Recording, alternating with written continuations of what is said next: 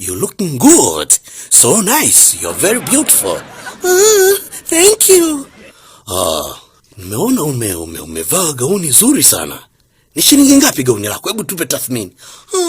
Gauni hii unavyoiona si hela nyingi, ni 200,000 tu. 200,000? Good. Na nywele hizo kutengeneza ni shilingi ngapi? Ile weaving peke yake ni shilingi 80,000. Alafu kwenda salon, kwenda kuweka vizuri, kuonekana hivi ni 55,000. Good. Na kiatu je? Hii ni Dolce Gabbana. Dolce Gabbana. Dolce Gabbana. Good. How much shillings?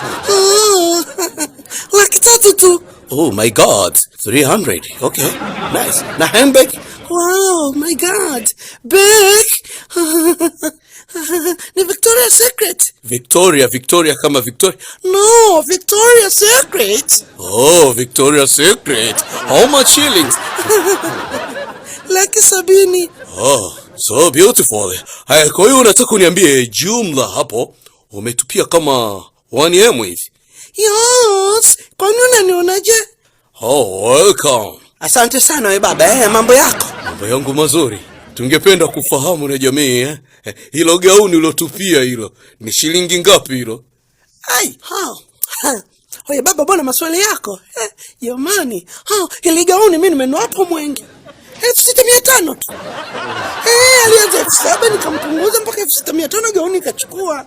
Sorry, madam. Yes. Gauni yako umenunua shilingi ngapi hiyo? Oh my God, nimenunua 200,000. 200,000?